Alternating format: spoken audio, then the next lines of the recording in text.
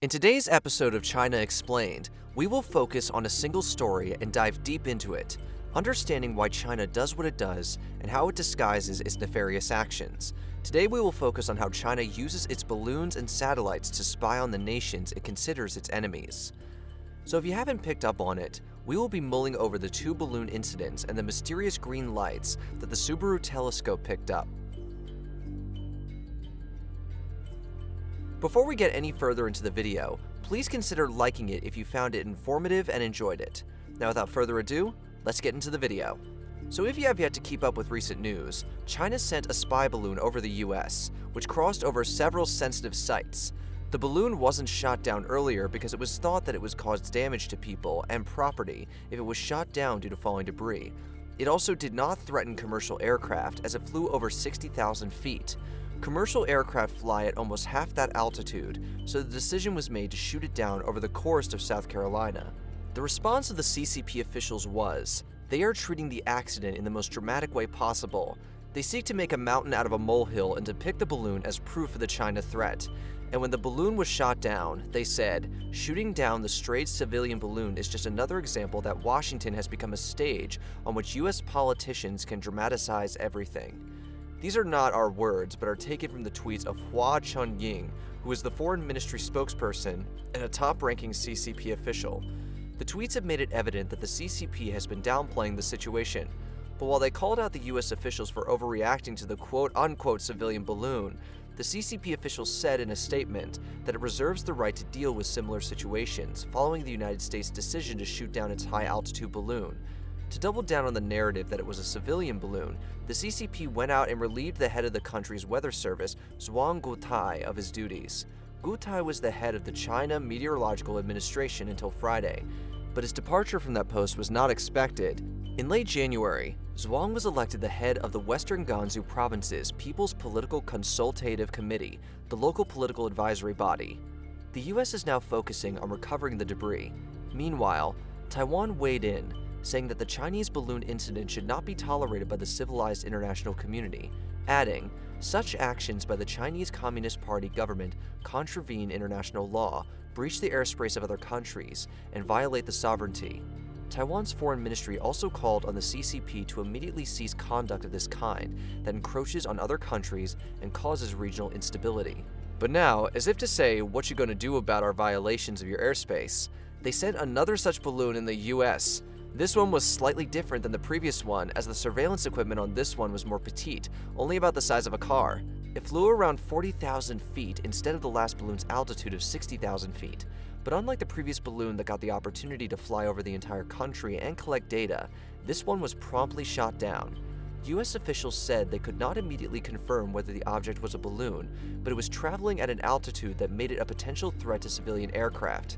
At a news conference on Friday, John F. Kirby, a White House spokesman, said Mr. Biden ordered the unidentified object near Alaska down out of an abundance of caution.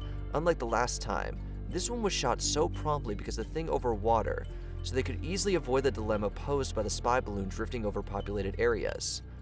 Several officials said they believed the object shot down Friday was a balloon. Still, a Defense Department official said it broke into pieces when it hit the frozen sea, which added to the mystery of whether it was a balloon, a drone, or something else.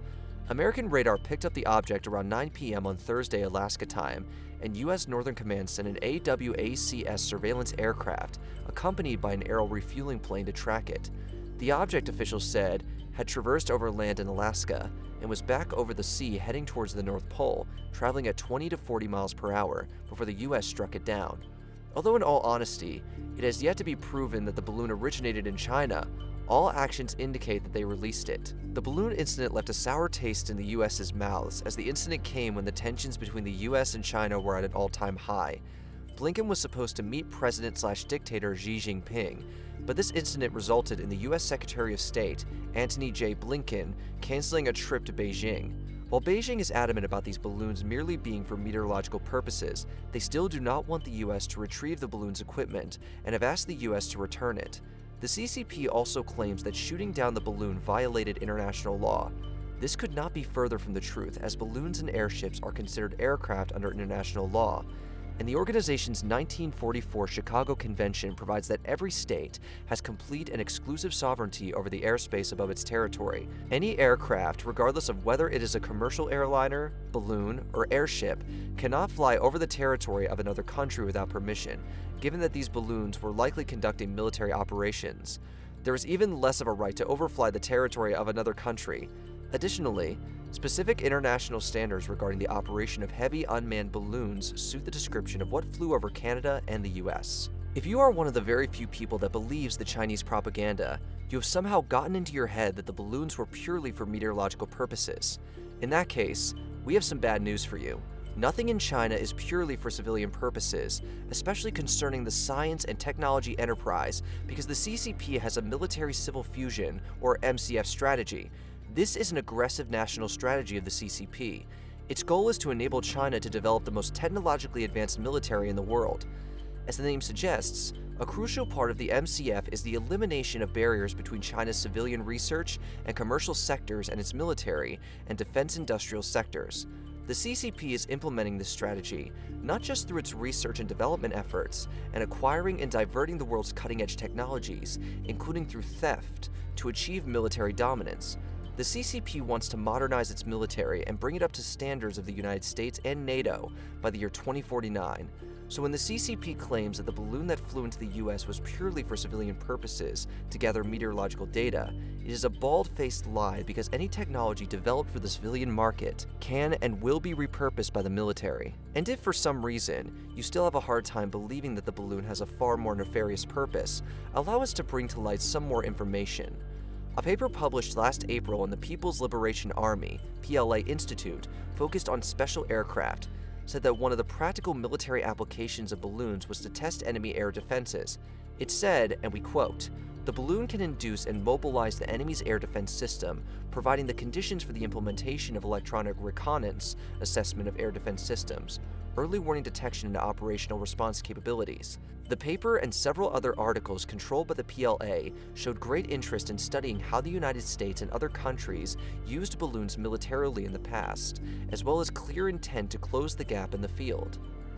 The research paper also argued that, in response to the growing threat posed by ground-based air defense systems to air attack forces, it is necessary to use cheap air balloons to create active and passive interference to effectively suppress enemy air defense early warning systems and cover air attack forces to carry out their missions. It added, to shorten the gap with foreign countries when it comes to air-drift balloons, and to prevent China from being attacked by such weapons, we should actively research related operational issues to enhance our military's offensive combat capability. If for some reason you have a hard time believing what we have to say and want to do your research, check out the PLA paper that appeared in Shipboard Electronic Countermeasure, a journal owned by a Chinese state-run shipping conglomerate that publishes articles on topics including signals jamming and electronic warfare. But China's espionage tactics don't just stop with balloons, as on the 28th of January, the Subaru telescope located in Mauna Kea, Hawaii, spotted a series of green laser beams darting across the sky. Initially, it was believed that the laser beams were from a NASA telescope, but that was quickly refuted by the Space Organization, which suggested that the satellite may have been of Chinese origin. According to Orbital Focus, a satellite orbit monitoring service, at 2 a.m. local time, the satellite responsible for the array of light over Mauna Kea, a dormant volcano, Daki-1. Daki-1 is a remote sensing laser altimeter system to measure and monitor the impacts of climate change. What we find rather intriguing is the time frame, because a week before Daki-1, the balloon incident happened, which leads us to believe that this was all organized by the CCP to monitor the defense capabilities of the US. Now you might be wondering how a satellite meant to measure air quality can be used as an espionage device.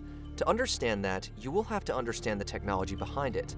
So, the satellite is equipped with 5 remote sensing instruments, including atmospheric detection LiDAR, a high-precision polarization scanner, a multi-angle polarization imager, an ultraviolet hyperspectral atmospheric composition detector, and a wide-field imaging spectrometer. In simpler terms, it has a LiDAR scanner, light detection, and ranging technology that is highly effective at detecting pollution levels in the atmosphere. but it can also be used as a device used to measure the reflections of laser beam pulses to calculate distances and form 3D images. LiDAR scanners typically have very high pulse repetition rates and spatial resolutions, making them ideal for applications requiring high accuracy and detecting small objects. LiDAR is used by militaries and armed forces for a broad range of defense applications, such as battlefield mapping, determining line of sight, aiding in mine countermeasures, in the autonomous navigation of military vehicles, because it is capable of mapping terrain and detecting and imaging infrastructure that is underground even if the landscape is covered with foliage. The part that concerns us the most is that the LiDAR systems usually use lasers that emit light that is not in the visible spectrum. So catching the array of lights is an infrequent occurrence, and who is to say that this is the first time Daku 1 has been spying on Hawaii? We believe this is a regular occurrence, and the first time we have caught the satellite shooting lasers on camera. We believe the CCP is preparing for something and is just in the initial intel gathering phase. As the U.S. Central Intelligence Agency Director William Byrd said on the 2nd of February, Chinese President Xi Jinping's ambitions toward Taiwan should not be underestimated. Despite his likely being sobered by the performance of Russia's military in Ukraine, Burns said that the United States knew as a matter of intelligence that Xi had ordered his military to be ready to conduct an invasion of self-governed Taiwan by 2027. So all these incidents might be the CCP gathering intel on crucial US military infrastructure to scope out their military capability. Because we don't believe that dictator Xi wants to follow in the footsteps of Putin, as the legitimacy of his and the CCP's rule hangs on whether they can successfully invade Taiwan and not repeat Russia's mistake in Ukraine. That's all for today. If you enjoyed this video, let us know by dropping a like and comment to let us know your feedback or other topics you would like us to cover. And subscribe to our channel to stay updated on the news from China. Until next time, goodbye, and we hope to see you soon in the following video.